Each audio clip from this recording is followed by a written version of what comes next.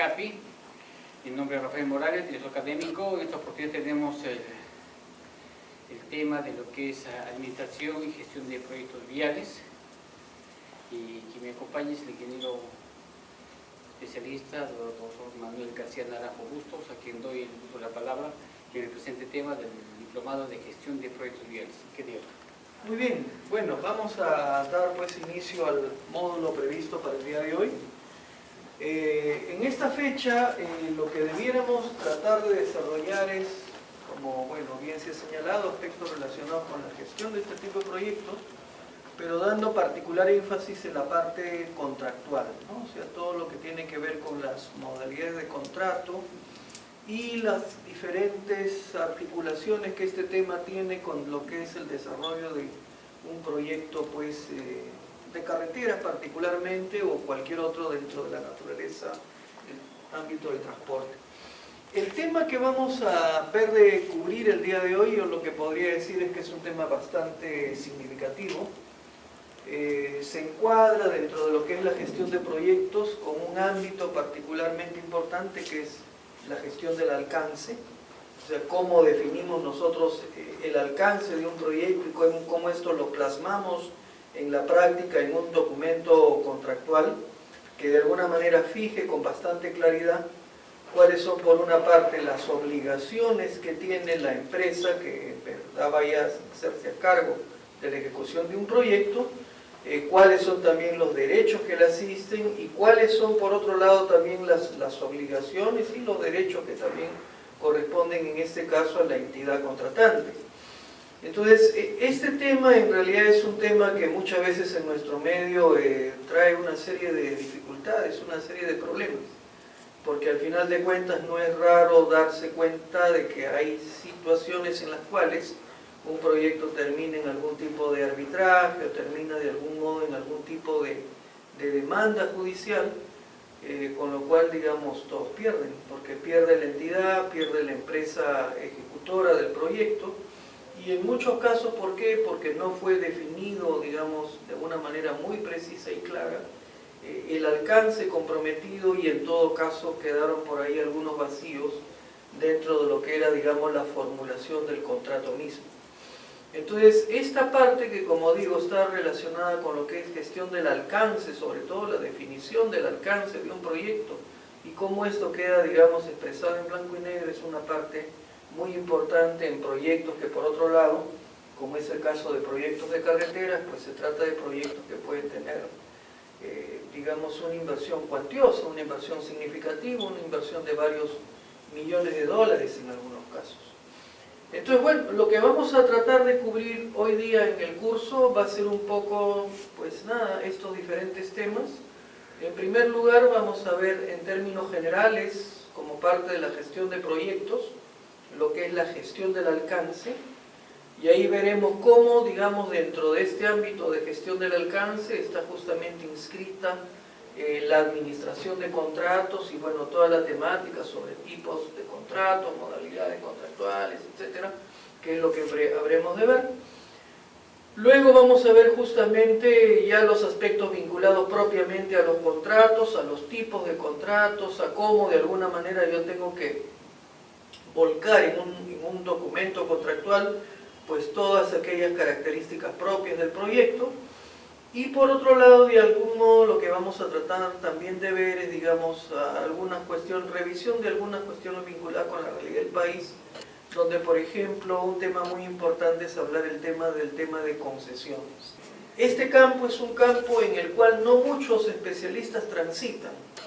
Es un campo que es un mix entre la parte ingenieril o la parte netamente técnica, con la parte, podríamos decir, normativa, legal, la parte que tiene que ver más que nada con el cumplimiento pues, de todo lo que es el marco regulatorio, el marco legal que existe particularmente en el campo de transporte, en el campo de carreteras. Y entonces, digamos, esto lleva a hablar de un profesional o de un especialista con un perfil muy interesante, que tiene que conjugar por una parte los aspectos legales, como por otra parte la parte, digamos, técnica de la ejecución de proyectos. Entonces, especialistas en ese campo no hay muchos. y entidades o, digamos, empresas que de alguna manera aborden con solvencia este tema, digamos, también no son muchas, ¿no? Y más que nada podríamos incluso acá mencionar, por ejemplo, y sin que esto signifique pues desarrollar o algún tipo de propaganda a favor de ellos, es mencionar, por ejemplo, un par de estudios de abogados que creo en el medio son de repente los más representativos y los que justamente focalizan mucho de su quehacer en la parte de la construcción y en la parte normativa, legal, gestión de contratos en proyectos de construcción. Entonces vamos a de repente mencionar esto para empezar. Por ejemplo, uno de los estudios lo tienen ustedes acá, bueno, acá está justamente en la página web, es Navarro Sologuren Paredes Grey, ¿no? Y tienen la página web, si quieren revisar, consultar, pueden verlo, es npg.pe.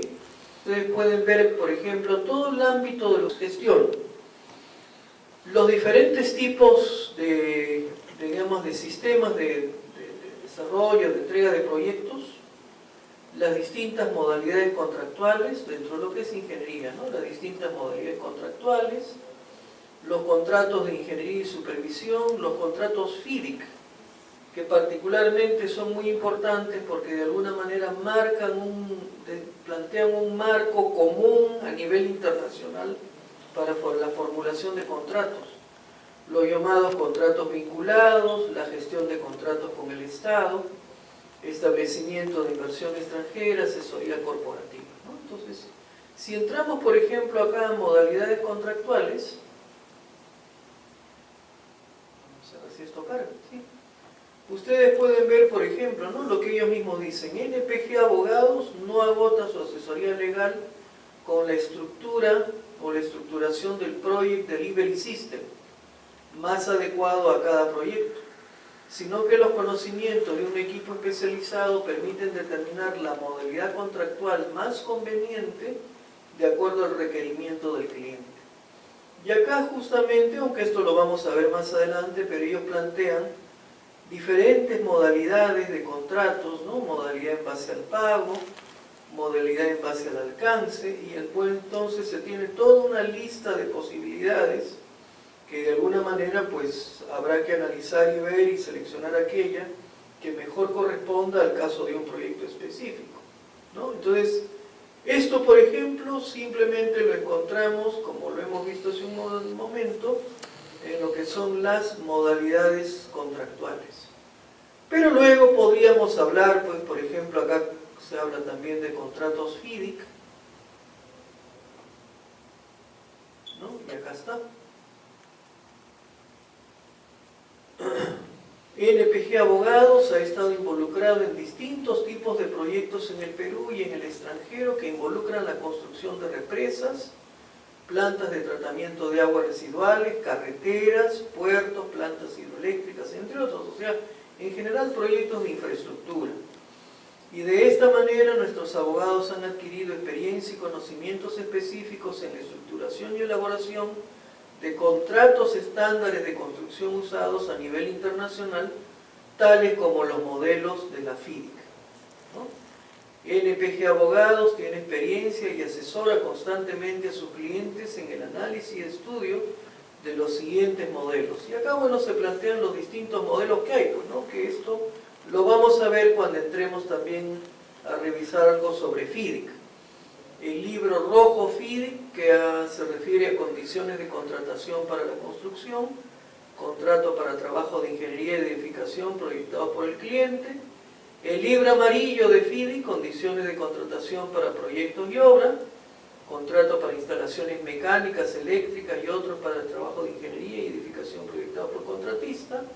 El libro plata, que más bien está referido a condiciones de contratación para proyectos llave en mano, ¿no? O sea, lo que se denomina turnkey.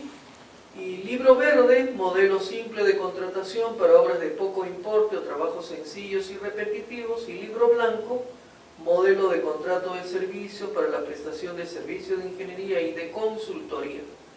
Probablemente dentro de esto, y particularmente en el ámbito de los proyectos viales, más estamos hablando del empleo del libro rojo, que acá nos habla de contrato para trabajo de ingeniería y edificación proyectados por el cliente. Yo puedo ser una entidad, puedo ser por ejemplo Provías, y digamos tengo un estudio de un tramo vial, de un tramo carretero, y esos, digamos, el estudio existe, el proyecto existe, la ingeniería existe, y entonces vamos a licitar, vamos a entregar a algún contratista la ejecución del proyecto, y entonces eso, de alguna manera, si estamos hablando de un proyecto de gran envergadura, incluso con alguna componente que podría decirse internacional, estaremos hablando nosotros del empleo, por ejemplo, del libro rojo FIDIC, ¿no?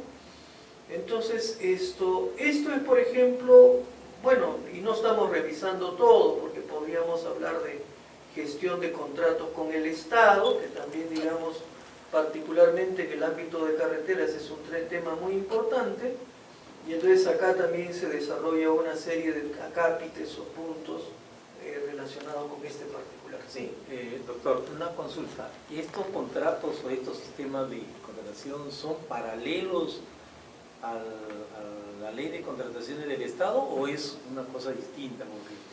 Sí, lo que pasa es que en realidad, claro, o sea, eso también lo vamos a ver, todo lo que es el marco de contrataciones con el Estado, donde digamos incluso hay una serie de normativas específicas en el particular que las vamos a revisar también en la sesión, pero digamos, esto de acá lo que busca es tener, cuando hablamos de contratos FIDIC, de lo que se busca es tener como un lenguaje común, y digamos tener un criterio común de contratación que facilita mucho la gestión.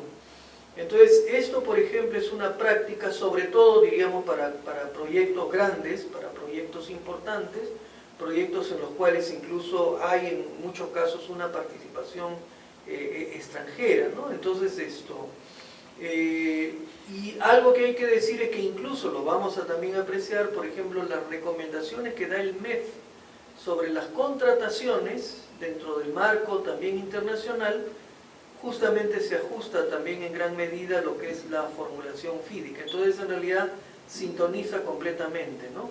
Ahora, claro, por otra parte está ciertamente todo lo que son las normas y las regulaciones de lo que es la contratación con el Estado, pero en realidad no es que vayan por caminos diferentes, sino que son cuestiones que están muy, digamos, cercanas, porque de alguna manera lo que plantea incluso, eso lo vamos a ver en otro documento, el MEF, es prácticamente algo muy ligado, asociado a lo que son los contratos FIDIC. ¿Sí? Este es el caso del estudio, por ejemplo, Navarro-Sologuren Paredes Grey, ¿no? Que digamos es el primer caso que quería mencionar, de un estudio de abogados que particularmente está muy vinculado con la parte contractual y bueno, incluso también con las partes arbitrales, en fin, con todo lo que tiene que ver ya con conflictos o situaciones que pueden darse pues en la ejecución de un proyecto de carreteras.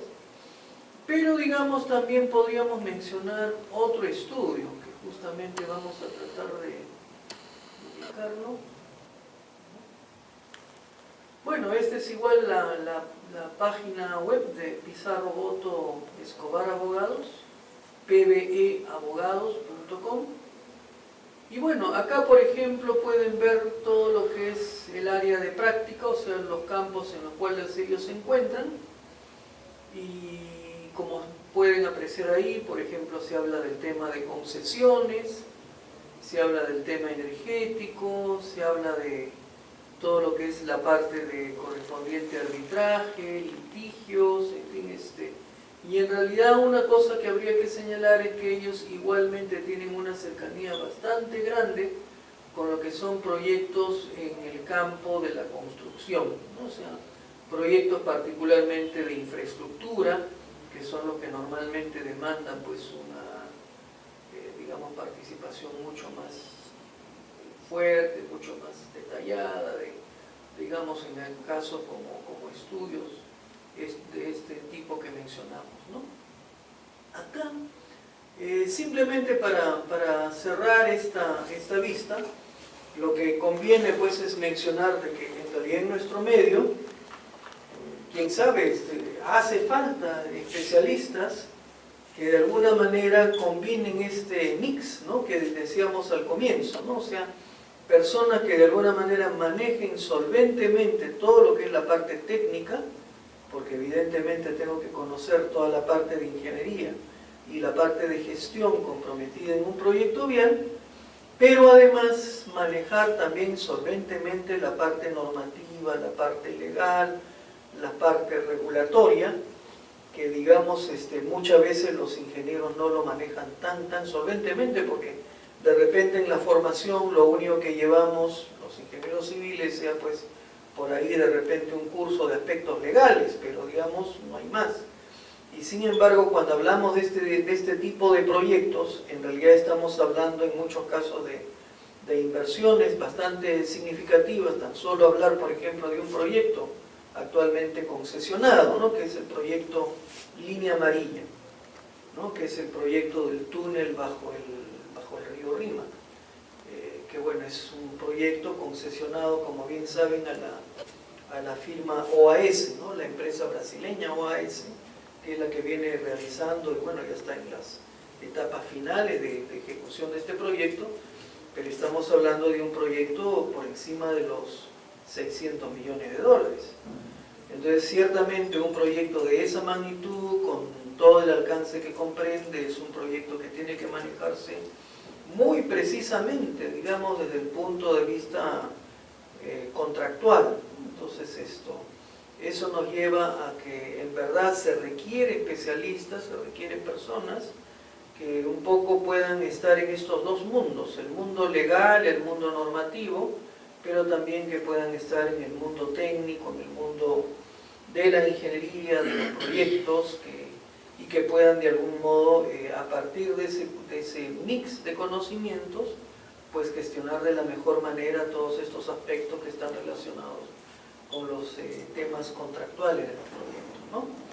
Entonces, bueno, esto simplemente como una introducción, queríamos simplemente hacer notar, primero, que este es un tema en realidad bastante importante, y luego más bien, bueno, lo que vamos a hacer es más bien ya pasar a revisar los ítems que justamente forman parte de este desarrollo de la sesión del día de hoy. Que como hemos comentado, en primer lugar vamos a hacer una revisión general de lo que es gestión del alcance en los proyectos, de acuerdo a lo que plantea incluso el PMI. Dentro de la gestión del alcance veremos que hay un área muy importante que es la que tiene que ver justamente con administración de contratos, y eso es lo que nos permite, digamos, formalmente establecer cuáles son las características específicas de lo que queda comprometido a hacerse, o sea, donde se definen con precisión y se establece en blanco y negro qué cosa es el alcance del proyecto. Y luego de esto más bien ya vamos a ver los otros aspectos que tienen que ver con las modalidades contractuales, las contrataciones con el Estado, una referencia a los contratos FIDI, hablar del tema de concesiones, etc., ¿no? Entonces eso es lo que de alguna manera tenemos previsto para cubrir. Bien, en esta parte vamos a tomar en gran medida lo que establece el PMI. Prácticamente lo que se señala, por ejemplo, en esta lámina es textual, lo que refiere el Project Management Institute a través del PMBOK, donde se nos dice que la gestión del alcance comprende todos los procesos necesarios para asegurar que el proyecto incluya todo el trabajo requerido y solo el trabajo requerido para completar el proyecto satisfactoriamente, ¿no? Esa es la declaración formal que da el PMI. Y bueno, una cosa que también habría que señalar acá es que esta parte que vamos a revisar, que se conoce como gestión del alcance, en realidad es una de las principales o fundamentales dentro de lo que es la gestión de proyectos. Particularmente podríamos referirnos a proyectos de infraestructura o de carreteras, entre otras áreas de conocimiento que, bueno, igualmente se resultan importantes. Si preguntáramos cuáles son estas otras áreas de conocimiento que son importantes, digamos, para el desarrollo, para el éxito de un proyecto, ¿qué cosa es lo que diríamos? Normalmente se habla de lo que se da en llamar como tetraedro de tensiones, que nos hace referencia de 4 ámbitos que tienen que gestionarse eficientemente para el éxito de un proyecto. ¿Y cuáles serán estos? ¿Cuáles serán?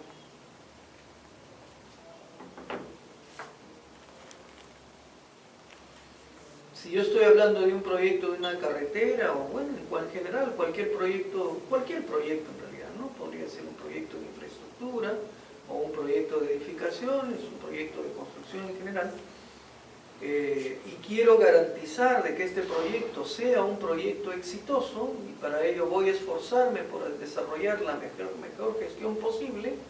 ¿Cuáles son los aspectos o cuáles son las áreas de conocimiento que yo tendría que gestionar con mucha solvencia para poder asegurar que el proyecto cumple las expectativas fijadas y se desarrolla pues exitosamente?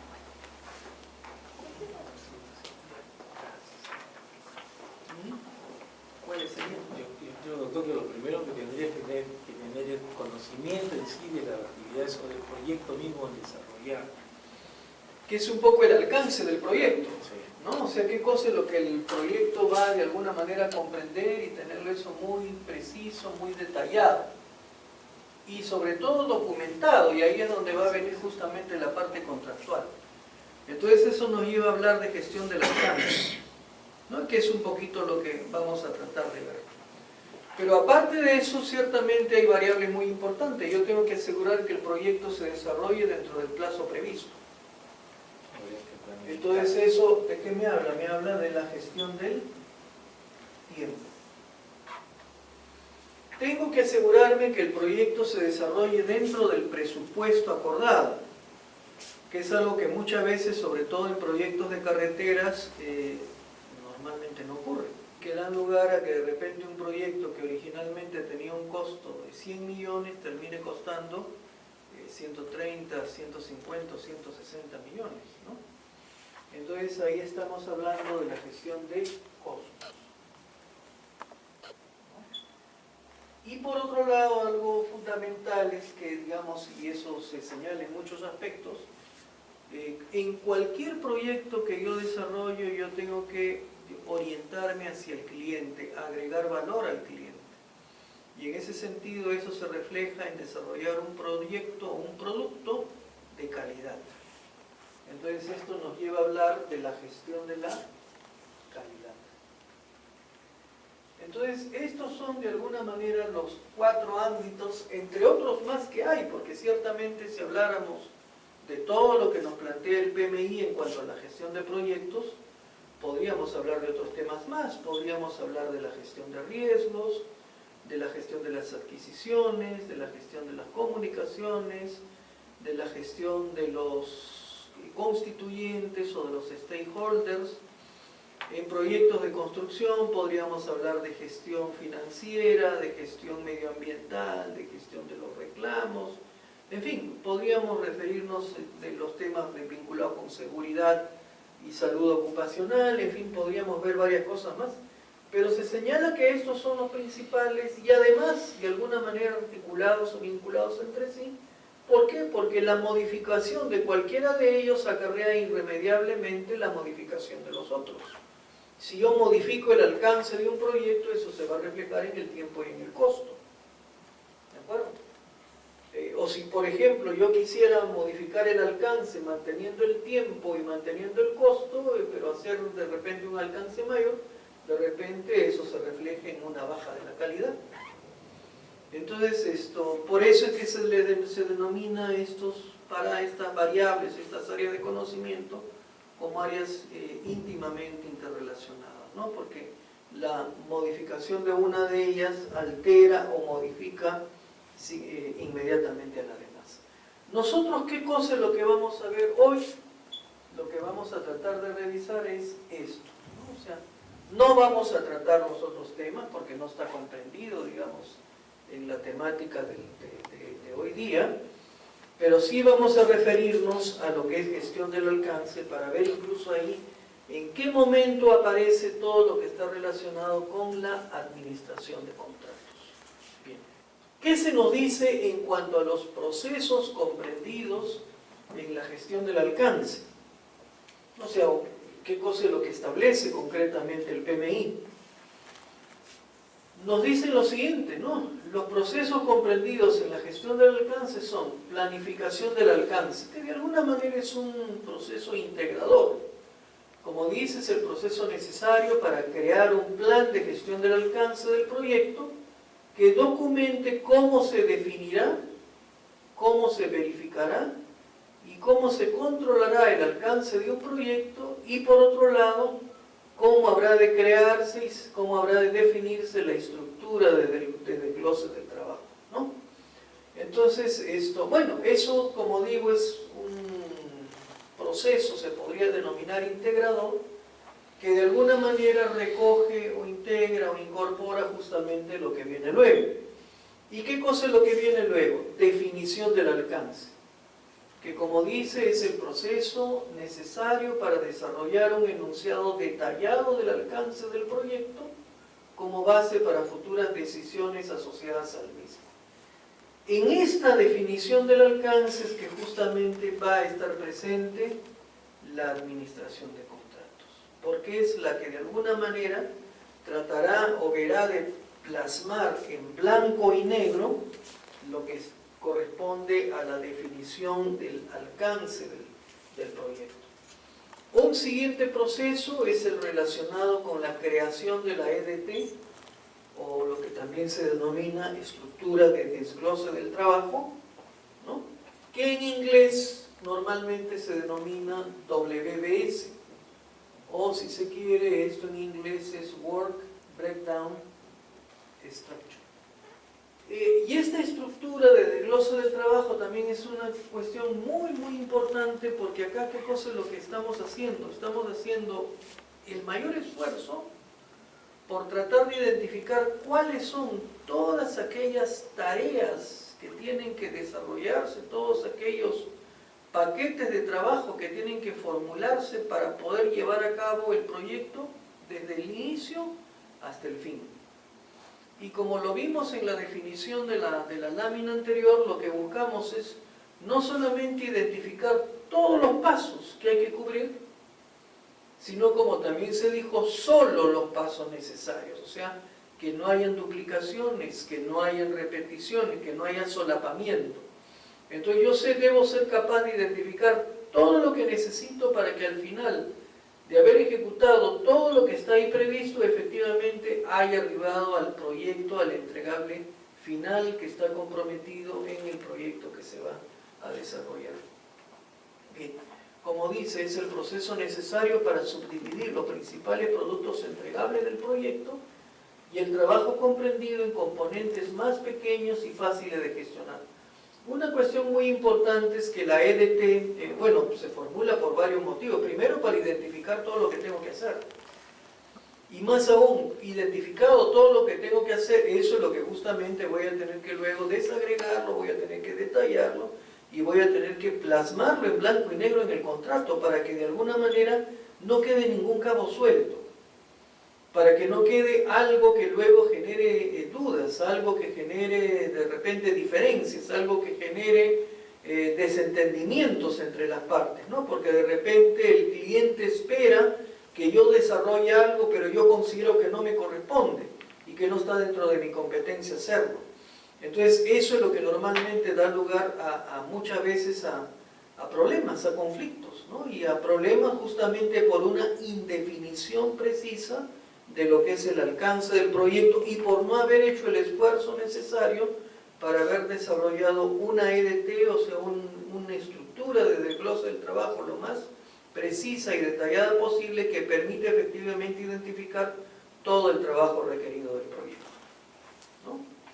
Luego, ¿qué cosa es lo que viene? Viene la verificación del alcance, que como dice es el proceso para formalizar la aceptación de los productos entregables, porque conforme el proyecto va avanzando, y digamos esto va a tener que ver mucho con aquellas valorizaciones que por ejemplo se van a ir seguramente aprobando semana a semana conforme el proyecto avanza. Entonces se supone que yo realizo algo, la supervisión me lo aprueba, la entidad finalmente me lo aprueba, entonces se van cumpliendo una serie de condiciones para que digamos los entregables que genera el proyecto vayan justamente convirtiéndose en valor ganado para el proyecto, ¿no? Y lo último es el control del alcance, que es el proceso requerido para controlar los cambios, ¿no? Y esto también es muy importante tenerlo documentado, cómo se va a hacer y qué procedimientos se siguen y quiénes participan en cualquier tipo de cambio que tenga que hacerse. Y eso es natural considerarlo así. ¿Por qué? Porque, como muchas veces, incluso no solamente en temas como este, sino en otros también lo menciono, por más que nosotros planifiquemos de la mejor manera un proyecto, siempre el proyecto va a ser una realidad muy distinta a lo que fue nuestra planificación inicial, ¿no? Y eso siempre debemos tenerlo claro. Y digamos, lo cual no quiere decir que nos vayamos a salir de los objetivos del proyecto, pero digamos, siempre a lo largo del mismo van a ocurrir situaciones imprevistas, situaciones no planificadas, situaciones no contempladas, sobre las cuales voy a tener que tener algún tipo de respuesta. Y en algunos casos eso va a significar la realización de algún cambio, la realización de alguna modificación en lo que ha sido el planteamiento original del proyecto, ¿no? Y esto siempre lo comento, ¿no? Porque es un asunto muy importante a ver, sobre todo para valorar, digamos, algo muy significativo, y es que un proyecto nunca debe quedarse solamente en lo que es la planificación maestra. O sea, lo que yo planifico originalmente y de repente para mí ese es, digamos, mi plan de trabajo para todo lo que sea el ciclo de vida del proyecto. Y eso sería un error muy grande. Y lo vamos a tratar de ver incluso, como muchas veces lo hago, simplemente con cifras muy concretas. Un proyecto en el cual me he preocupado por ver con mucha precisión, con mucho detalle, con mucho cuidado, las características de cada una de las actividades que están previstas, digamos, en el proyecto. Entonces vamos a señalar un cierto grado de confiabilidad de cada actividad. Y si habláramos algo en lo cual yo tengo una confiabilidad muy grande, ¿qué valor porcentual podría asignarle en términos de confiabilidad? Un 95%, ¿no es cierto? Podría yo hablar de un 95% de confiabilidad. Pero, ¿qué pasa? Mi proyecto no está constituido solo por una actividad. Mi proyecto va a tener un número de actividades que va a ser bastante amplio, ¿no? ¿Qué sé yo? Si hablo, por ejemplo, de un proyecto de carreteras, mis actividades pueden transitar por qué ámbitos, por qué áreas.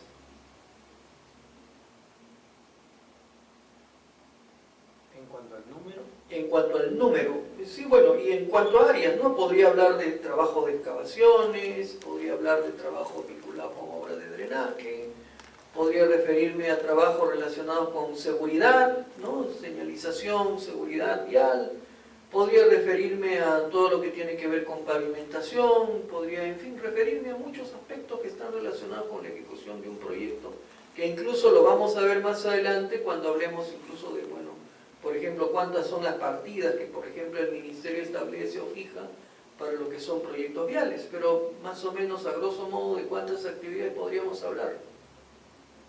25, 30. Y hasta más probablemente, ¿no? Si las dividimos en partidas y subpartidas, digamos que lleguen a ser 100, para hablar de un número redondo. Entonces, ¿cuál es la confiabilidad del proyecto? ¿Cómo calcularía la confiabilidad del proyecto? Si considero que cada una de estas actividades son actividades, claro, se vinculan una con otra, pero son actividades independientes en sí mismas, ¿no? O sea, qué sé yo, si hablo yo de subdrenaje, digamos, está relacionado en general con todo lo que es la gestión, el manejo de la presencia de agua en un proyecto, pero es diferente que yo hable de las cunetas, o que hable de las alcantarillas, o que hable de, qué sé yo, de otras cuestiones que tienen que ver más bien con drenaje superficial. Entonces, cada una es independiente, ¿no? Cada una de estas actividades en realidad es de alguna manera independiente. Entonces, ¿cómo calculo la confiabilidad de mi proyecto? Si la confiabilidad de cada actividad es 95% y tengo 100 de ellas, la confiabilidad no va a ser la suma, ¿no? Sino sería el producto de cada uno de estos. O sea, esto no vendrá a ser sino lo siguiente. B1 elevado a la B2. ¿cuánto me da? Me da 0.0059. Que eso es lo que si lo quisiera poner en porcentaje,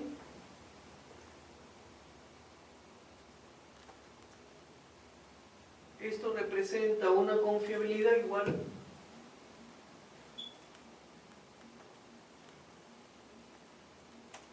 al 0.59%. O sea, ni siquiera estamos hablando del 1%. Entonces, ¿eso qué cosa es lo que a mí me dice? Lo que a mí me dice es que por más que yo tenga el mayor cuidado y sea lo más escrupuloso en planificar de la mejor manera las actividades de un proyecto, siempre van a haber situaciones que van a dar lugar de que esa planificación inicial de alguna manera no se cumple. Y entonces, claro, yo voy a tener que hacer un seguimiento, hacer un control del proyecto, tratar de mantenerlo dentro de ciertos parámetros, pero la probabilidad de que mi proyecto sea lo que inicialmente yo planifiqué es una probabilidad casi nula, ¿no es cierto? Entonces, ¿eso qué cosa nos lleva pues a ver? Nos lleva a ver la necesidad de efectuar un seguimiento, un control muy preciso del proyecto, ¿no? Y si es que tienen que haber cambios, pues tener debidamente documentado un proceso para controlar los cambios de alcance que pudieran producirse en el proyecto por diversos motivos. Entonces, esto es de alguna manera la gestión del alcance, ¿no? En términos introductorios y básicos, estamos hablando de definición del alcance, estamos hablando de creación de la EDT, estamos hablando de verificación del alcance y estamos hablando de control del alcance. Bien. Proceso, bueno, vamos a ver. Definición del alcance. Vamos a detenernos en lo primero.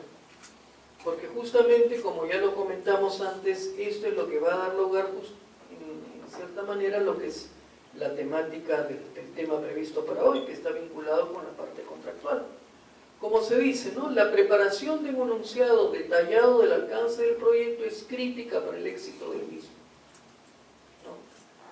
Esto se construye sobre la base de los principales productos entregables, suposiciones, restricciones que se documentan durante el inicio del proyecto.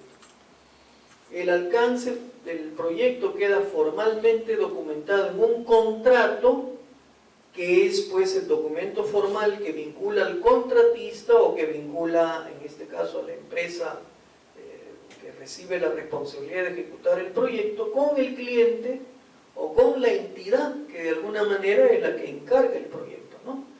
Y a esta función se le conoce comúnmente como administración de contratos, ¿no? Entonces, esto es, diríamos, el ámbito central del tema del día de hoy. Justamente todo lo que está de alguna manera vinculado con la administración de contratos, pero que se supone recoge, ¿qué cosa ahí? Recoge a través del contrato todo lo que está previsto como alcance detallado del proyecto, de manera que quede de la mejor forma pues documentado. ¿Todo esto qué requiere? Requiere, como ya le hemos mostrado, también yo poder haber elaborado previamente una EDT, ¿no? Tener muy claramente cuál es la estructura del proyecto y cuáles son todos los pasos que tienen que cubrirse o desarrollarse para que eso incluso quede de alguna manera pues efectivamente documentado. Bien, como dice acá, en la construcción, si bien el contrato formaliza el entendimiento entre el cliente y el contratista, hay otros documentos contractuales que en conjunto definen el alcance del proyecto. ¿Cuáles son?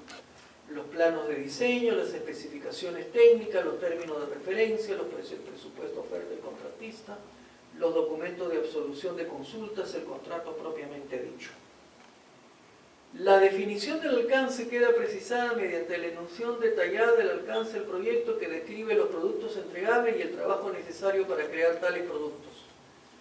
¿Esto qué cosa incluye? Los objetivos del proyecto, la descripción del alcance del producto, servicio, resultado, los requisitos, los límites del proyecto, cuáles van a ser los productos entregables, los criterios de aceptación y las restricciones bajo las cuales se formula el proyecto. Pero no solamente eso, sino las suposiciones del proyecto, la organización del equipo, los riesgos identificados, los hitos del cronograma, la limitación de fondo, la estimación del costo esperado del proyecto, el control de cambios, cómo se van a gestionar pues efectivamente los cambios, las especificaciones técnicas para el desarrollo del proyecto y los requisitos de aprobación de los diferentes entregables que vayan produciéndose a lo largo del mismo. Entonces, como ustedes apreciarán, digamos, un contrato al final, ¿qué cosa es lo que tendría que recoger? Tiene que recoger todo esto, ¿no? Para que no haya dudas, para que no haya luego malas interpretaciones, o para que no haya luego, digamos, la presunción por parte de la entidad o por parte del cliente de que ciertas actividades o ciertas labores están incluidas dentro de la responsabilidad del contratista, o para que el contratista de repente diga, no, esto no me corresponde, cuando en realidad sí le corresponde. Entonces, ¿esto qué demanda? Demanda el máximo esfuerzo por tratar de desarrollar un contrato que sea lo más preciso, lo más detallado, lo más claro en todo lo que son los diferentes aspectos que tienen que estar comprendidos en el desarrollo de un proyecto. Y esto resulta particularmente necesario, particularmente importante cuando hablamos nosotros, qué sé yo, de un proyecto de infraestructura, de un proyecto de carretera. ¿Por qué? Porque, claro, si yo voy a construir una pequeña vivienda unifamiliar, de repente estoy hablando de un proyecto que de repente pues es de $250,000 o $500,000 de repente, ¿no? Pero si estoy hablando de un proyecto vial, estoy hablando de una carretera, ese proyecto puede ser de varios millones de dólares, ¿no? Tan solo lo que mencionamos hace un momento, aunque no es propiamente una carretera, pero es igualmente una obra vial, el túnel bajo el Rímac, como parte del proyecto Línea Amarilla, es un proyecto de $600 millones o más. Si estamos hablando de un proyecto que, bueno, no es un proyecto vial, pero es una obra de transporte, es una obra de infraestructura, la línea 2 del Metro de Lima es un proyecto de más de $5.000 millones. Entonces estamos hablando de proyectos de gran inversión, que indudablemente, ¿qué cosa es lo que requieren? Requieren contratos, de algún modo, formulados, elaborados y formalizados de la manera más precisa y más escrupulosa posible. Bien, vamos a referirnos aquí a continuación justamente de esta parte muy importante, que es lo correspondiente a la creación de la EDT, que es la estructura de desglose del trabajo, y que, como dice, es una descomposición jerárquica del trabajo a ser ejecutado por el equipo del proyecto para lograr los objetivos del mismo, o sea, para lograr los objetivos previstos pues en el proyecto, creando los productos entregables requeridos, ¿no? Como dice el segundo párrafo, la EDT organiza y define el alcance completo del proyecto, y el trabajo no incluido en la EDT queda fuera del alcance del proyecto. La EDT subdivide el trabajo del proyecto en porciones de trabajo más pequeñas y fáciles de controlar, donde cada nivel descendente de la EDT representa una definición cada vez más detallada del trabajo del proyecto. Acá, por ejemplo, se tiene justamente los 4 niveles en los cuales usualmente se trabaja. Que, como dice acá, estamos hablando de 2 niveles en el plano, diríamos, o en el nivel gerencial, que nos habla del proyecto y de las tareas consideradas, y más bien en el plano técnico, en el plano ya más operativo, estaríamos hablando del nivel 3 y del nivel 4, que se refiere a las subtareas y se refiere a los llamados paquetes de trabajo. Entonces, este tema de la EDT podríamos, en realidad, si quisiéramos hablar de una cierta analogía, es más o menos como un rompecabezas, ¿no? Un rompecabezas que yo compro, digamos, para cualquiera de mis hijos, ¿qué finalidad tiene? Simplemente, bueno, claro, es generar un momento de entretenimiento en una actividad, por otro lado, bastante interesante, pero que al final de cuentas es el que se plasma en completar pues una determinada figura, un paisaje, una casa, lo que sea, que es lo que está lo que corresponde a ese rompecabezas. Un rompecabezas, ¿qué cosa es lo que trae? Trae todas y solo las piezas que yo necesito para armar el rompecabezas. O sea, si es un rompecabezas de 100 piezas, trae 100 piezas. No trae 200. No es que, digamos, cada pieza venga repetida, ¿no? Por si se me perdió una, que tenga la otra pieza de repuesto, ¿no? Vienen 100. Si se me pierde una, nunca voy a poder terminar el rompecabezas. Pero una cosa muy clara es que el rompecabezas trae exactamente las piezas que yo demando para armar la figura. Entonces, en la estructura de desglose del trabajo igual, yo debería de identificar todo aquello que justamente necesito para desarrollar el proyecto, ni más ni menos. En el rompecabezas todas las piezas son independientes, separadas, no tienen solapamiento. Cada pieza es una pieza independiente de la otra. Claro, puestas todas juntas me permiten armar el rompecabezas, pero digamos cada pieza es independiente de la otra. Entonces, igual acá, en una estructura del desglose del trabajo, cada paquete de trabajo que yo identifique debería ser independiente del otro. De modo tal de que, por último, si yo quiero, puedo encargar la ejecución de ese paquete de trabajo a un subcontratista y lo va a poder hacer porque es un paquete independiente. ¿Y yo de qué me encargo? Me encargo simplemente de supervisar, de ver, de gestionar que efectivamente se desarrolle como está previsto y se haga oportunamente. Pero digamos, al final de cuentas, ¿qué es lo que se busca? Se busca que sean independientes, o sea, que tenga todos los elementos que yo necesito, que no me sobre ni me falte, pero que además sean independientes. Pero por otra parte, ¿qué cosa más? Y así como ocurre, digamos, en esto, por ejemplo, cuando se habla de la EDT, ¿qué se dice? Se dice que una EDT, ¿qué cosa es lo que busca? Lo que busca es tener una estructura muy detallada del proyecto, de modo que yo sepa qué cosa es todo lo que tengo que realizar, pero sobre todo para controlarlo, sobre todo para hacerle seguimiento, pues sobre todo para que en la etapa de ejecución del proyecto yo pueda supervisar que las cosas están marchando como deben de ser y que nada se me salga de control. Entonces, evidentemente, eso es más o menos como, digamos, como en el caso de un rompecabezas. O sea, es algo que yo debo de poder hacerlo en cierto tiempo y lo pueda más físicamente poder realizar y poder, digamos, enfrentar un reto como es armar el rompecabezas, pero poder concluirlo, ¿no? Entonces, algo así como cuando hablamos de un rompecabezas, si es un rompecabezas de 4 piezas, pues no va a ser nada interesante, ¿no? Porque eso, ¿a quién se lo doy seguramente un rompecabezas de 4 piezas? Pues nada, una criatura que seguramente tiene 2, 3 años para que simplemente junten unas cuantas figuras y obtenga un resultado final, ¿no? Pero tampoco un rompecabezas normalmente no se busca que sea pues un rompecabezas, qué sé yo, de 3000 piezas. Porque yo sé que si voy a hablar de un rompecabezas de 3000 piezas, lo más probable es que termine aburriéndome y termine no completándolo, ¿no? Porque me va a ser prácticamente inmanejable o imposible completar, digamos, un rompecabezas de ese tipo. Porque de repente, claro, completaré el marco. ¿Por qué? Porque tiene un borde plano y de repente, qué sé yo, completaré algunas figuras que de alguna manera pueda más o menos identificarla, pero imagínense un rompecabezas que sea campo y cielo y que digamos sean 3000 piezas, ¿cómo lo arman?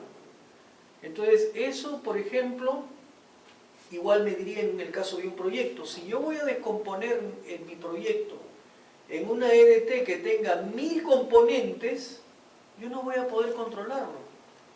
¿Por qué? Porque el proyecto día a día avanza. Y en lo que el proyecto día a día avanza, se supone que yo tendría que estar gestionando cada uno de esos 1000 componentes para ver si están bajo control o si están saliéndose de lo esperado.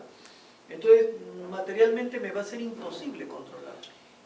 Entonces, mi EDT no puede tener ni tan poquitas piezas que, digamos, yo no sepa dónde realmente está el problema, ¿no? Ni tantas piezas que se me salga de control y físicamente no lo pueda gestionar. Entonces, ¿eso a qué me lleva? Me lleva que normalmente cuando hablamos, como se ha señalado, de 4 niveles, que son el nivel de proyecto. Luego de esto hablamos de tarea. Hablamos de subtarea. Y hablamos de paquetes de trabajo. Paquetes de trabajo.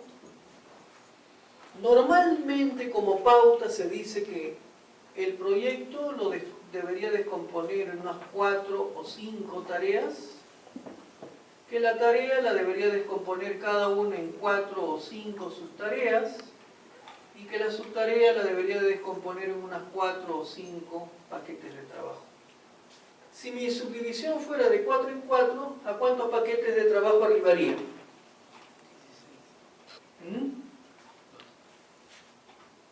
Si el proyecto lo dividí en 4 tareas, las tareas las dividí en 4 subtareas y las subtareas en 4 paquetes de trabajo, ¿a cuántos paquetes de trabajo arribo? 64. Y si lo dividí en 5, arribaré a 125. Ese rango entre 60 y 100, 120 es un rango bastante aceptable para plantear, digamos, los llamados paquetes de trabajo. ¿Por qué? Porque si tengo más o menos 100 paquetes, 80, 100 paquetes para controlar, claro, tendré que tener parte del equipo del proyecto destinados y algún personal destinado a gestionar estos paquetes y ver cómo marchan las cosas, pero lo voy a poder hacer. Pero si en lugar de tener 80 o 100 paquetes de trabajo voy a tener 2000 o 3000, no lo voy a poder hacer. ¿No? Entonces, ¿eso qué significa? Significa que más o menos esta es la estructura que deberíamos nosotros de tener. Entonces, esto es muy importante porque esto lo que a nosotros nos permite ver es el total del proyecto. ¿Qué cosa es lo que el proyecto en conjunto comprende?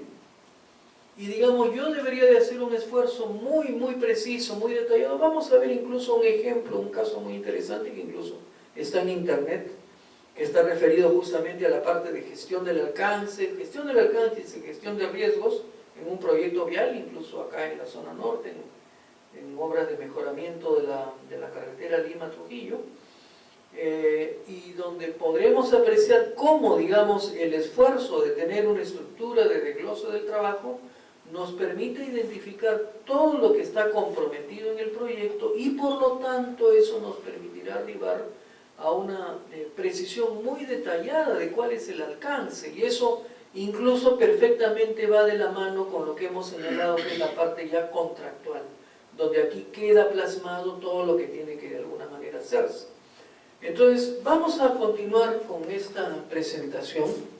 Bueno, estos son los otros nombres que recibe la estructura de desglose del trabajo, que se le conoce también como estructura de descomposición del trabajo, estructura de desagregación del trabajo, o estructura de división del trabajo, o estructura detallada del trabajo, o en inglés, Work Breakdown Structure, como se dijo, ¿no? Bueno, ¿cuáles son los beneficios que tiene esto? Asegura que el proyecto incluya todo el trabajo necesario y excluye el trabajo innecesario. Provee una línea base para controlar los cambios en el proyecto. Facilita la asignación de responsabilidades.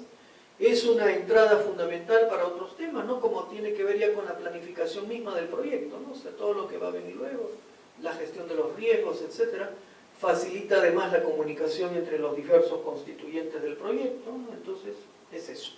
Entonces vamos a ver este ejemplo primero, pero más bien luego vamos a dedicar unos cuantos minutos para que ustedes mismos de repente de manera grupal hagan el esfuerzo por tratar de estructurar, ¿no?, una estructura de desglose de trabajo asociada a la construcción de una carretera.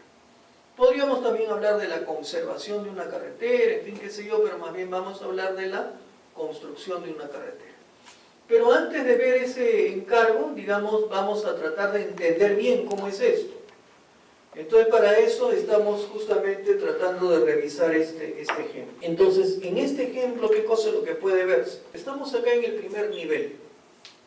Y en el primer nivel, ¿de qué hablamos? Hablamos del proyecto, como se dijo, ¿no? En el primer nivel, acá tenemos el proyecto. En el primer nivel que tenemos el proyecto, ¿cuál es? Un puente de concreto. Vamos a pasar al siguiente nivel. ¿Cuál es el siguiente nivel? El siguiente nivel corresponde a las tareas. ¿Y cuáles son las tareas que se han identificado, por ejemplo, en este caso?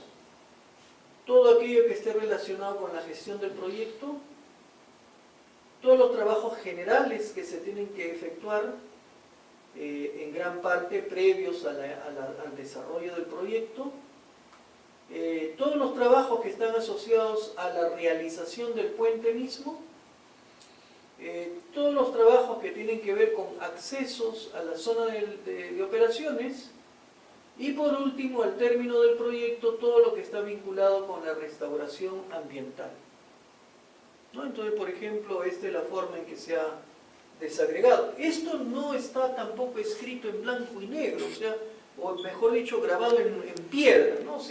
Sino que de acuerdo incluso a lo que puede ser la práctica de la empresa, de acuerdo a mi experiencia, de acuerdo a la mejor forma de gestionar los proyectos, yo puedo tener una distribución acorde, ¿no? Con lo que es, digamos, mi forma de enfrentar, digamos, los proyectos. Acá, porque alguien podría decir, oye, pero accesos, ¿por qué no lo pusiste dentro de los trabajos generales? Podría ser. O ¿por qué el puente más bien no lo desdoblaste en subestructura del puente y subestructura del puente? En fin, ya eso queda para que cada uno lo gestione como mejor lo considere. Porque eso, acá no hay una fórmula matemática de 2 más 2 igual 4. Yo puedo de alguna manera, hay libertad para gestionarlo con la mayor flexibilidad y evidentemente basado en la experiencia. Pasamos al tercer nivel. Y en el tercer nivel vamos a coger cada una de las tareas que habíamos visto en el segundo nivel. En el segundo nivel teníamos ¿cuántas tareas? Teníamos 5 tareas. Ahora vamos a ir al tercer nivel y en el tercer nivel vamos a desagregar cada una de esas 5 tareas. Entonces, si hablamos, por ejemplo, de la gestión del proyecto, que es la primera tarea, la desdoblamos en los procesos de inicio, los procesos de planificación, los procesos de control y los procesos de cierre del proyecto, ¿no? Porque normalmente es la forma como incluso el PMI nos habla de cómo es que tengo que identificar las diferentes fases asociadas a la gestión en la realización de un proyecto.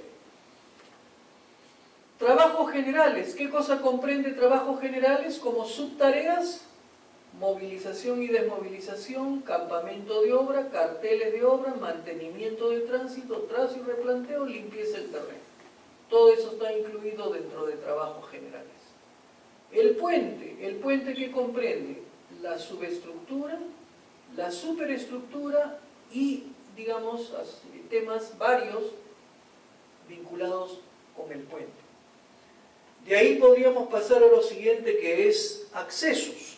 Y en accesos, ¿qué vamos a tener? Bueno, todo lo que tiene que ver pues justamente con el desarrollo de vías o formas de acceder a la zona del proyecto, movimiento de tierras, enrocados, obras de arte, pavimento y señalización. Restauración ambiental, restauración de áreas de campamento, nivelación de canteras y compactación de botaderos. O sea, al término del proyecto se entiende que tengo que hacer labores de restauración ambiental que comprenderá de alguna manera estas subtareas. Bien, y de acá ya pasaríamos al cuarto nivel. Y en el cuarto nivel tendríamos nosotros que subdividir cada una de las subtareas que hemos visto. Que si hemos apreciado cuántas subtareas tenemos en el tercer nivel. Por acá tenemos para la gestión 4, para trabajos generales tenemos 6, ya van 10, para el puente tenemos 3 más, ya van 13, en accesos tenemos 5 más, van 18, y en restauración ambiental 3 más tenemos 21 subtareas. Cada una de esas 21 subtareas yo tendría que subdividirlas. Pero claro, eso sería una tarea pues, un poco larga para hacerla acá en esta sesión. Lo único que vamos a ver de subdividir en el cuarto nivel va a ser aquello que está relacionado con el puente, que es básicamente el tema de subestructura, donde teníamos la subtarea subestructura, y donde subestructura, ¿en qué se puede descomponer? Se puede descomponer en estribo izquierdo, en estribo derecho y en pilares. Y acá ya estoy al nivel de paquete de trabajo. En cuanto a la superestructura del puente, podría descomponerla en vigas y diafragmas y la losa del puente. Vigas y diafragmas y losa del puente, y aquí también ya estoy al cuarto nivel, ¿no? Habiendo descompuesto, repito, la superestructura del puente. E incluso acá podríamos, por ejemplo, si quisiéramos ir hasta a un quinto nivel, que esto, bueno, ya sería un nivel más allá. En el quinto nivel yo podría decir, el estribo, por ejemplo, si cojo el estribo izquierdo, tendría la cimentación del estribo izquierdo y el muro propiamente que conforma el estribo izquierdo. Si hablo de un pilar central, de ese pilar tendría la cimentación del pilar, propiamente el pilar mismo, o sea, la columna del pilar, y tendría el cabezal del pilar. Y si hablo del estribo derecho, en el quinto nivel tendría la cimentación del estribo derecho y la cimentación, tendría el muro que conforma el mismo estribo derecho en este quinto nivel. Entonces, como ustedes ven, hemos llegado a establecer los distintos paquetes de trabajo, ¿no? Lo pueden ver ahí, por ejemplo, incluso acá estamos ya, nos quedamos acá al cuarto nivel. En el caso solamente, bueno, de la subestructura del puente, que es lo que hemos visto, no estamos viendo las 21 subtareas, nos hemos quedado simplemente con estas: estribo izquierdo, estribo derecho y pilares. Y esto es interesante ver, ¿por qué? Porque como dijimos antes, primero, ya hemos arribado a un componente muy pequeño, que yo podría controlar y podría ver y podría detectar si mi proyecto está teniendo problemas en ese particular paquete de trabajo. Pero no solamente eso, sino que por último, como dijimos, si yo hablo de estribo izquierdo, estribo derecho y pilares, cada uno de ellos es independiente. Por último, si yo he recibido el encargo de desarrollar tanto esos estribos como los pilares, podría decir, ah, bueno, muy bien, no, yo no los voy a hacer, los voy a encargar a un tercero, los voy a subcontratar. ¿Y yo qué cosa es lo que hago? Simplemente gestiono y superviso su correcta realización. Pero de alguna manera son elementos independientes entre sí, y que perfectamente yo podría incluso tercerizarlos y podría encomendárselos a alguien y yo tener la tarea de supervisar su ejecución. Entonces, esa es la idea de tener los paquetes de trabajo. Descomponer el conjunto de la obra en una serie de elementos muy puntuales, independientes todos ellos, pero que en conjunto me representan la totalidad del proyecto. De modo que cuando incluso yo formulo, digamos, o se llega finalmente a formular el contrato del proyecto, quede claro que cada uno de esos componentes aparecen en el contrato. Y está claramente establecido qué cosa es lo que es mi obligación realizar y qué cosa no es mi obligación realizar. ¿De acuerdo? Pero de modo tal de que no haya ningún componente que se haya escapado, que todos los componentes del proyecto hayan sido incluidos, ¿no? Entonces este es un esfuerzo muy interesante, muy importante, necesario para poder tener identificado todo lo que el proyecto comprende y por lo tanto que eso vaya muy de la mano con lo que el contrato establece, ¿no? Porque se supone que en el contrato no deben quedar vacíos, como tampoco debe quedar vacíos en la EDT. No es que yo de repente diga, ah, oye, pero me olvidé de incluir esto. Si te olvidaste de incluirlo, qué pena, pero hubo el momento de incluirlo. Y ese momento de incluirlo es cuando efectivamente yo hago un listado muy preciso de todo lo que tengo que hacer. Si por ahí me olvidé de algo, mi responsabilidad será. Pero tengo que hacer un esfuerzo muy, muy serio por identificar todos y cada uno de los componentes que se requieren para la materialización del proyecto. Y por lo tanto eso además debe de quedar documentado en blanco y negro. Y debe de quedar formalizado a través de las obligaciones y de los compromisos que están asociados al proyecto y que quedan pues plasmados en el contrato y en el compromiso que firman las partes. ¿De acuerdo? Pero acá, por ejemplo, se habla de esto otro, ¿no? Que es la verificación del alcance. ¿A qué se refería la verificación del alcance? Tener también documentado cuáles son, digamos, los requisitos que deben tener cada uno de los entregables para poder aceptarlos. ¿no? Entonces eso es lo que se dice, ¿no? Es el proceso por el cual se obtiene la aceptación formal de los productos entregables del proyecto conforme estos se van generando. Involucra asegurarse que cada uno de los entregables se complete satisfactoriamente, ¿no?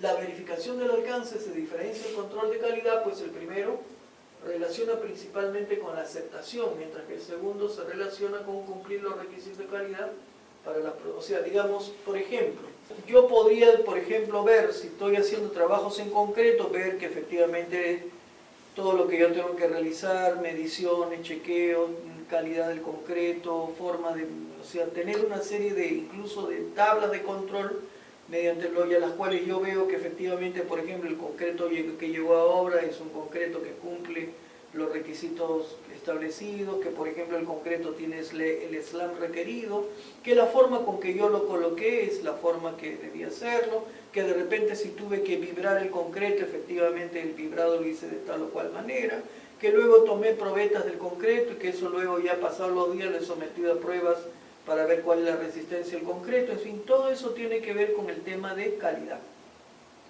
Pero digamos, la parte que estamos hablando acá de verificación del alcance es que, bueno, se supone que yo he cumplido con esta tarea. Entonces, ¿cuáles son los requisitos que deben de estar satisfechos para que esta tarea se dé por aceptada? Se dé por, digamos, completada. Y de alguna manera este entregable que se ha generado se haya convertido en un valor ganado para el proyecto. Y control de cambios, que tiene que ver, como ya lo señalamos antes, con todos aquellos aspectos que deben de tomarse en cuenta, o sea, cómo se documentan de alguna manera los cambios que inevitablemente van a haber en el proyecto. Porque ya lo hemos dicho, ¿no? Lo comentamos al comienzo, yo puedo tener la mayor confiabilidad fijada o establecida para cada una de las tareas o actividades que voy a realizar. Pero eso no me dice que el proyecto vaya a ser así. El proyecto probablemente va a tener desviaciones y en lo que es la industria de la construcción y particularmente en proyectos de infraestructura, bien se sabe que los riesgos de variabilidad son muy grandes. Entonces, digamos, eso significa que yo de alguna manera tengo que tener mecanismos para gestionar los cambios que inevitablemente van a haber. Entonces, tener todo un documento para control de cambios es esencial. Entonces, si resumimos, al final de cuentas, luego de todo esto que hemos mencionado, y antes de, digamos, más bien darles como un encargo que trabajen durante algunos momentos el tema de la EDT del proyecto de una carretera, digamos, de todas maneras, si tuviéramos que resumir cuáles son los procesos que están involucrados entonces en gestión del alcance. ¿Cuáles eran los procesos? Uno era la definición del alcance. ¿El otro cuál era? La formulación de la EDT. ¿El otro cuál era? La verificación del alcance. Y finalmente el último ¿cuál era? La gestión de cambios, ¿no? El control de cambios, ¿no? Entonces, gestión del alcance es un ámbito súper importante porque comprende estos cuatro aspectos. La definición del alcance, que eso está estrechamente relacionado con la parte contractual, porque la parte contractual debe de recoger y poner en blanco y negro todo lo que está asociado justamente con el alcance del proyecto. ¿Qué es lo que está comprometido? ¿Qué es lo que el contratista tiene que hacer? ¿Qué es lo que la entidad tiene que a su vez, de alguna manera, cumplir también con desarrollar o atender oportunamente? Entonces, la definición del alcance. La EDT. ¿Por qué? Porque la estructura de desglose del trabajo nos permite justamente tener una descomposición muy pormenorizada del proyecto que incluya todo el trabajo que tengo que desarrollar, solo el trabajo que tengo que desarrollar, y eso me permite además controlar el proyecto. La verificación del alcance, porque la verificación, ¿qué cosa es lo que me permite? Tener las condiciones o los requerimientos establecidos de cómo es que yo voy a aceptar o cuándo voy a aceptar los entregables que se produzcan. ¿Qué requerimientos tienen que cumplir los entregables del proyecto?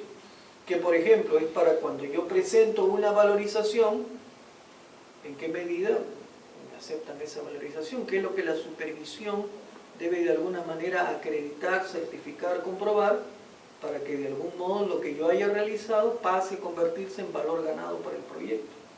Y por último, la gestión de cambios, porque la gestión de cambios tiene que ver con todos aquellos inevitables cambios que van a ocurrir, que particularmente se dan con mucho mayor frecuencia en proyectos de infraestructura, particularmente diríamos proyectos de carreteras. ¿Por qué? Por su misma naturaleza.